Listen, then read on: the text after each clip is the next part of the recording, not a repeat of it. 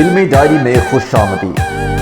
دوستوں، last episode میں ہم نے ذکر کیا کہ محمد کو سلیمان عسکری ہنگامی صورتحال میں ہیڈ کوارٹر بلاتا ہے اور اسے ایک کاغذ کا ٹکڑا دیتا ہے جس پر لیمو کے رس سے لکھی تحریر جو عام انسان نہ پڑھ سکے۔ محمد کو مشن دیتا ہے کہ جان بوجھ کر برطانوی فوج کے ہاتھوں قید ہو جاؤ اور قیدی کیمپ میں موجود لیفٹیننٹ علی کو یہ تحریر دے دو۔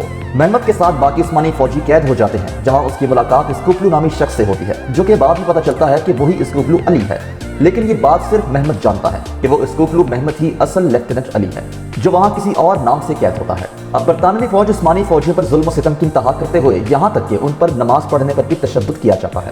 دوسری طرف سلیمان عسکری کے اصرار پر صحافی الیزابتھ جنرل بیرٹ سے اجازت لے کر کوکس کے ساتھ برطانوی کیمپ میں عثمانی فوجیوں کے ساتھ انگریز فوجیوں کا سلوک دیکھنے کیمپ میں آتی ہے۔ کیونکہ سلیمان چاہتا ہے کہ الیزابتھ کے ذریعے اخبارات میں انگریزوں کا اصل چہرہ سامنے آئے، لیکن کوکس جنرل بیرٹ کے ساتھ سازش کر کے عثمانی فوجیوں کو نہلا دھلا کر بہترین دسترخوان میں بٹھا دیتا ہے اور الیزابتھ کے سامنے سارا ڈرامہ رچایا جاتا ہے۔ لیکن الیزابتھ محمد کو وہاں دیکھ لیتی ہے کہ یہ وہی محمد ہے جس کا اس نے استنبول میں انٹرویو کر کے اخبار میں دیا تھا، جو کہ بہت مقبول ہوا، جبکہ علی سمجھ جاتا ہے کہ یہ سارا جھوٹا پروٹوکول ہمیں صرف صحافی کی نظروں سے بچنے کے لیے دیا گیا ہے۔ اب آگے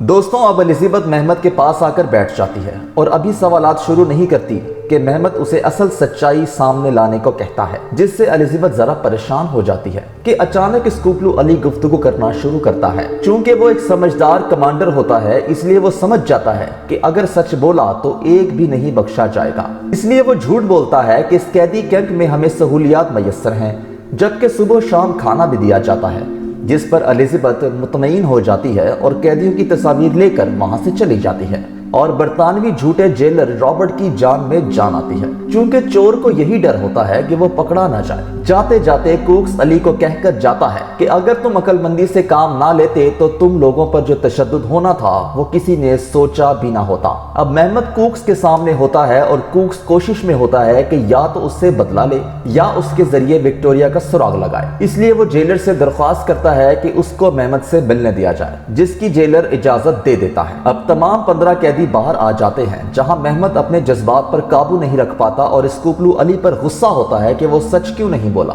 اگر بول دیتا تو انگریزوں کا چہرہ بے نقاب ہوتا۔ پھر اسکوپلو سے سمجھاتا ہے کہ یہ راستہ یہاں سے فرار ہونے کا نہیں ہے، اس وقت ضرورت ہے کہ انہی کا جاسوس بن کر ان کو دھوکہ دینا۔ پھر اسکوپلو علی محمد سے کوکس کی کہانی پوچھتا ہے۔ محمد اسے سارا واقعہ بتاتا ہے کہ اس نے مقابلے میں کوکس کی جاسوس وکٹوریا کو پکڑا تھا، چونکہ اب عثمانی فوجیوں کے پاس قید ہے، جس کے بعد علی کہتا ہے کہ یہ کوکس بندہ خطرناک ہے، وہ تمہیں بلوا سکتا ہے، اس لیے ہوشیار رہنا۔ ابھی وہ یہ کہتا ہی ہے کہ ایک فوجی واقعی محمد کو اندر لے جاتا ہے۔ اس سے اندازہ ہوتا ہے کہ علی ایک واقعی ذہین اور دور اندیش کمانڈر ہے۔ اب کوکس محمد سے سوالات کرتا ہے کہ وہ سلیمان عسکری کا خاص بندہ ہے۔ محمد کوشش کرتا ہے کہ اس کے سامنے کی پول نہ کھلے، لیکن کوکس ایک بہت شاطر اور ذہین شخص دکھایا گیا ہے جو کہ سمجھ جاتا ہے کہ محمد سلیمان کا خاص بندہ ہے۔ کوکس فوراً جیلر رابرٹ کے پاس جاتا ہے اور اس کو کہتا ہے کہ محمد کو آزاد کر کے وکٹوریا کو آزاد کروا دیا جائے، لیکن رابرٹ اس کو طنز کرتا ہے کہ تم اپنی محبوبہ کو بچانے کے لیے یہ سب کر رہے ہو تو میں تمہیں اس کی اجازت نہیں دوں گا، جس پر کوکس اس سے بحث کرتا ہے کہ وہ ایک قابل جاسوس ہے، جس پر رابرٹ جواب دیتا ہے کہ اگر وہ ایک قابل جاسوس ہے تو اپنا خیال خود رکھ سکتی ہے، تم باہر جاؤ اور گلیوں میں ترک عوام سے پوچھو کہ ان کی رائے کے بارے میں جو تمہارا کام ہے، جبکہ ادھر قوت الامارہ میں قید وکٹوریا کو ہر ممکن سہولت فراہم کی جاتی ہے، ایک مہمان سے زیادہ اس کی دیکھ بھال کی جاتی ہے، یہاں تک کہ وکٹوریا سپاہی سے کہتی ہے کہ اسے قرآن پڑھنے کے لیے دیا جائے۔ بھلائی اور اچھائی ظالم انسان کو بھی موم بنا دیتی ہے۔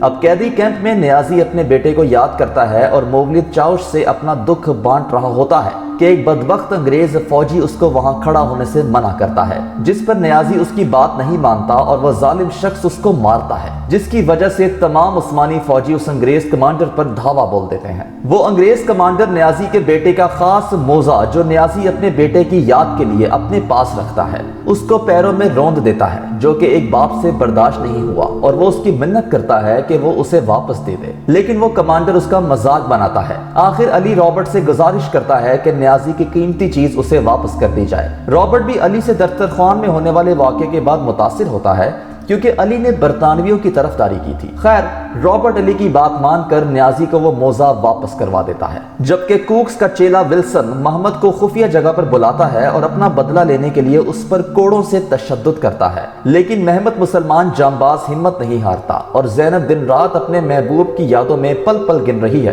कि महमद कब वापस आएगा। ज़ैनब को हुस्रो पहलवान और सईद हौसला देते हैं कि महमद पहले भी कई मुसीबतों से गुजर चुका है और इससे भी गुजर जाएगा। अब कैदी कैंप में महमद को तशद्दुद के बाद छोड़ दिया जाता है। चूंकि महमद पहले से जानता था कि उसके साथ ये होने वाला है, इसलिए वो इस तशद्दुद को इतना महसूस नहीं करता। अली भी उसको यही कहता है कि शैतान हमेशा शैतानी हथकंडों को ही इस्तेमाल करता है, लेकिन यौम हिसाब करीब है। मोहम्मद उससे पूछता है कि वो क्या करने वाला है। अब जो खुफिया तहरीर सुलेमान ने भेजी थी, अब अली उस पर अमल करने वाला होता है। अब वो अमल क्या होता है, ये जानने के लिए एपिसोड आखिर तक जरूर देखिएगा।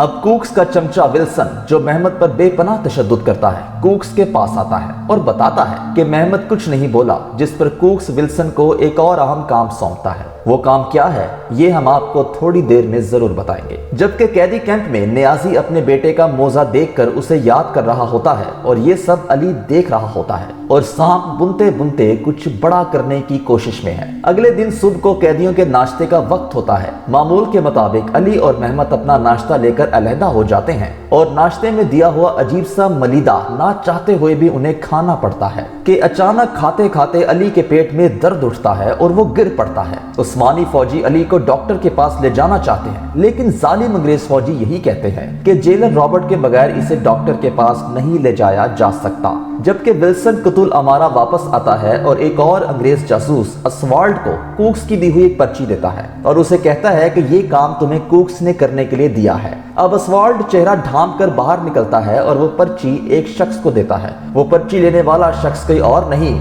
मुसब ही होता है। वही मुसब जो उस्मानी फौज का खुफिया एजेंट है, जबकि वो उस्मानियों की बजाय कुक्स का एजेंट है, जो किसी लालच के तहत उस्मानियों को धोखा दे रहा होता है। अब मुसब वो पर्ची विक्टोरिया के पास लेकर जाता है, जो कि उस्मानी हेडक्वार्टर के ऐन नीचे वाली जेल में कैद होती है। लेकिन मुसब को रास्ते में उम्र बेग मिल जाता है, जो कप्तान शफीक को अंग्रेज क्वार्टर्स के मामले में अहम मालूमात देकर आ रहा होता है। मुसब इसके साथ उधर उधर की बातें करके इसको वहां से भेज देता है और विक्टोरिया की जेल में चालाकी के साथ वो पर्ची फेंक देता है। विक्टोरिया वो पर्ची पढ़ती है जिस पर महज यही लिखा होता है कि मैं बहुत जल्द तुम्हें बचाने आऊंगा, जबकि विक्टोरिया कुक्स से उम्मीद हार चुकी होती है। अब मुसब अस्वाल्ड को बताता है कि विक्टोरिया को कुक्स का पैगाम पहुंच गया है और वो खैरियत से है, जिसके बाद अस्वाल्ड मुसब को एक मुश्किल तरीन काम देता है। वो मुसब से कहता है कि कुक्स ने कहा है कि तुम यानी मुसब तुर्कों से बात करे कि महमद के बदले विक्टोरिया को आजाद किया जाए। लेकिन मुसब के लिए यह काम मुश्किल हो जाता है और वो नहीं मानता, जिस पर अस्वाल्ड मुसब को धमकी लगाता है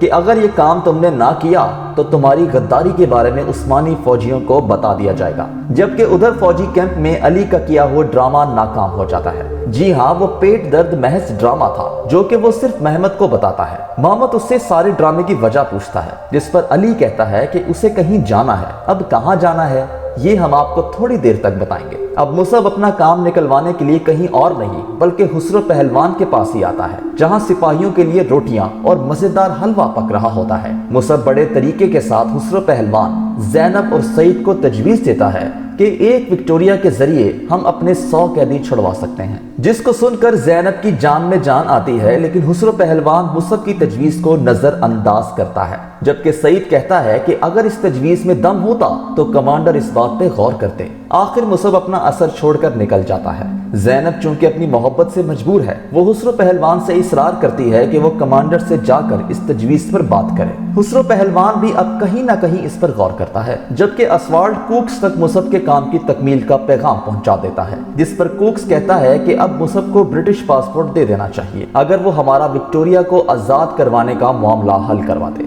दरअसल कुक्स ने मुसब को लालच दिया होता है कि वो उसे बरतानिया भेज देगा, उसके बाप के पास, जिसे कभी किसी वक्त में अंग्रेजों ने पकड़ लिया था, जो कि महज एक धोखा और फरेब होता है। اب الیزابتھ عثمانی ہیڈ کوارٹرز میں آتی ہے اور کمانڈر شفیق سے اس کی ملاقات ہوتی ہے۔ وہ کمانڈر کو بتاتی ہے کہ سلیمان صاحب نے وعدہ کیا تھا کہ ترک قیدیوں کے بعد وہ اسے انگریز قیدیوں کا موازنہ کروائیں گے، جس پر کمانڈر شفیق اسے وکٹوریا کے پاس لے کر جاتا ہے، جہاں الیزابتھ دیکھتی ہے کہ عثمانی قیدیوں کی بنسبت وکٹوریا یعنی انگریز قیدی کو زیادہ سہولیات میسر ہیں۔ آخر کار انگریزوں کا کیا ہوا ڈرامہ ناکام ہو جاتا ہے۔ اب علی قیدی کیمپ میں کسی سوچ میں مبتلا ہے۔ محمد علی سے پوچھتا ہے کہ کمانڈر سلیمان کے پیغام میں کیا لکھا تھا، جس پر علی اس کو بتاتا ہے کہ اس تحریر میں لکھا تھا کہ ڈاکٹر مریض کے پاس آئے گا اور اسے ٹھیک کر دے گا۔ اس جملے کی محمد کو سمجھ نہیں آئی۔ اچانک علی محمد سے کہتا ہے کہ مجھے مارو۔ محمد ایسا نہیں کرتا، لیکن علی محمد سے اصرار کرتا ہے اور دونوں ڈرامائی طور پر لڑتے ہیں اور ایک دوسرے کو اچھی طرح زخمی کر دیتے ہیں۔ وہاں موقع پر برطانوی فوجی آتے ہیں اور ان دونوں کو جیلر رابرٹ کے پاس لے جاتے ہیں۔ حسب معمول رابرٹ ان کو ڈاکٹر کے پاس جانے سے منع کرتا ہے اور واپس بھیج دیتا ہے، لیکن اچانک رابرٹ کو یاد آتا ہے کہ اسی اسکوپلو نے الیزابتھ کے سامنے برطانوی فوجی کیمپ کے بارے میں اچھے الفاظ کہے تھے، اور آخر وہی تکنیک علی کے کام آ جاتی ہے۔ رابرٹ علی کو واپس اندر بلاتا ہے اور اس سے متاثر ہو کر اسے کہتا ہے کہ تم ایک عقل مند آدمی ہو، اس لیے جیسے چاہو مجھ سے مدد لے سکتے ہو، لیکن رابرٹ کو آنے والے وقت کا اندازہ نہیں، جس کا ہم آپ کو اگلی ویڈیو میں ضرور بتائیں گے۔ آخر علی سے متاثر ہو کر رابرٹ علی اور محمد دونوں کو ڈاکٹر کے پاس جانے کی اجازت دے دیتا ہے، جبکہ دوسری طرف برطانوی جاسوس اپنی جنگی قوت بڑھانے کے لیے عربی تاجر شریف نجار، جو کہ ایک نئی پر غدار انٹری ہے، اس سے مدد مانگتا ہے کہ عثمانیوں کے ساتھ تجارت ترک کر کے انگریزوں کے ساتھ تجارت بڑھاؤ اور ہماری مدد کرو عثمانیوں کے خلاف لڑنے میں۔ لیکن فی الحال تو شریف نجار اس کی پیشکش ٹھکرا دیتا ہے، چونکہ ابھی تک اس کو عثمانیوں کے ساتھ تجارت میں دگنا فائدہ ہوتا ہے۔ اب یہاں بڑا اہم موڑ آتا ہے۔ محمد اور علی ڈاکٹر سے علاج کروا رہے ہوتے ہیں کہ علی ڈاکٹر کو سلیمان عسکری کا وہی خفیہ کوڈ بولتا ہے۔ ڈاکٹر مریض کے پاس آئے گا اور اسے ٹھیک کر دے گا، اور اگر ڈاکٹر نہ آئے تو مریض کو خود جانا پڑے گا۔ اس کا مطلب ڈاکٹر سمجھ جاتا ہے کہ علی جان بوجھ کر اس کے پاس آیا ہے کہ اگر ڈاکٹر نہ آئے تو مریض خود آئے گا، جس پر ڈاکٹر اس سے کہتا ہے کہ 3 دن تک جو بھی دیا جائے اسے کھا لینا، ناغہ مت کرنا، ورنہ کمزوری ہو جائے گی۔ اب یہ کوئی نصیحت ہے یا کوئی منصوبہ، یہ اگلی ویڈیو میں ضرور پتا چل جائے گا۔ اور ایک عجیب سی بات کہ علی وہاں سے جانے لگتا ہے تو وہ ڈاکٹر علی کو مصب کہہ کر پکارتا ہے، جس پر علی کہتا ہے کہ میرا نام محمد ہے، جس پر ڈاکٹر کہتا ہے کہ مصب نام ترک اور انگریزوں میں مجھے کافی آسان لگتا ہے، اس کا کیا مطلب ہوا؟ کہیں ڈاکٹر اسی مصب کی طرف اشارہ تو نہیں کر رہا جو انگریز اور ترکوں کے درمیان ایک غدار ہے؟ اس بارے میں ہم آپ کو ضرور بتائیں گے۔ خیر، ادھر خسرو پہلوان کمانڈر شفیق سے مصب کی دی ہوئی تجویز یعنی وکٹوریا کے بدلے سپاہیوں کی آزادی کی بات کرتا ہے، لیکن سلیمان عسکری کی طرف سے ایسا کوئی آرڈر نہ ہونے کی وجہ سے کمانڈر شفیق اس تجویز پر انکار کر دیتا ہے۔ اب زینب بے صبری سے خسرو پہلوان کے آنے کا انتظار کر رہی ہے، یہ سوچ کر کے مصب کی تجویز کے ذریعے محمد اور باقی سپاہیوں کو آزاد کروا دیا جائے گا، لیکن ایسا نہیں ہوتا، جس پر زینب جذبات میں آ کر عثمانی فوج پر خود غرض ہونے کا الزام لگاتی ہے۔ اب خسرو کیسے اس بات کو برداشت کر سکتا تھا؟ وہ اس بات پر زینب کی سرزنش کر دیتا ہے اور زینب پر اس کی محبت کی وجہ سے اس کا اپنا بس نہیں رہتا، جبکہ کمانڈر شفیق اپنے سپاہیوں کے ساتھ غازیوں کے لیے بننے والا حلوہ ان کے ساتھ بیٹھ کر کھاتا ہے۔ دوسری طرف قیدی کیمپ جہاں تمام عثمانی فوجی لاچار، بے یار و مددگار، ظلم کے نیچے دبے اپنے باہر نکلنے کا انتظار کر رہے ہیں کہ کوئی قدرت کا معجزہ ہو اور وہ اس دوزخ سے باہر نکلیں۔ اب محمد علی سے پوچھتا ہے کہ ڈاکٹر کا ہمارے مشن سے کیا لینا دینا ہے، جس پر علی کہتا ہے کہ مجھے خود بھی سمجھ نہیں آ رہا۔ دراصل جو سلیمان کی تحریر پر لکھا ہوتا ہے اس کے مطابق جو علی کو سوچتا ہے وہ کر لیتا ہے، لیکن اس میں علی کامیاب ہو جائے گا یا نہیں اب آپ کو بتاتے ہیں۔ اب قیدیوں کے رات کے کھانے کا وقت ہو جاتا ہے، تمام قیدی کھانا لے کر الگ الگ کونوں میں چلے جاتے ہیں، لیکن مولیت تمام سپاہیوں کو اکٹھا کرتا ہے اور اس کھانے کو بھی اللہ کی نعمت سمجھ کر ساتھ کھانے کی نصیحت کرتا ہے۔ اب علی جب کھانا شروع کرتا ہے تو اس کے کھانے کے اندر سے ایک بلیڈ نکلتا ہے، وہ بلیڈ جو کسی کی بھی گردن کاٹ سکتا ہے۔ علی یہ دیکھ کر فوراً کھانا دینے والے کی طرف دیکھتا ہے، وہ باورچی اشارہ کرتا ہے، جس سے علی سمجھ جاتا ہے کہ اب آزادی کا وقت آ گیا ہے۔ اب اس چھوٹے سے بلیڈ کے ساتھ علی کیا کرے گا؟ کیا یہ چھوٹا سا ڈاکٹر کا دیا ہوا بلیڈ علی کو یہاں سے تمام سپاہیوں سمیت آزاد کروانے میں مدد دے گا؟ یہ سسپینس ہم آپ کے سامنے اگلے ایپیسوڈ 8 میں کھولیں گے۔ یہاں ہماری 7 ایپیسوڈ اپنے اختتام کا پہنچتی ہے۔ جانے سے پہلے سبسکرائب ضرور کیجیے گا۔ ایپیسوڈ 8 کے ساتھ جلد حاضر ہوں گے، تب تک کے لیے اللہ حافظ۔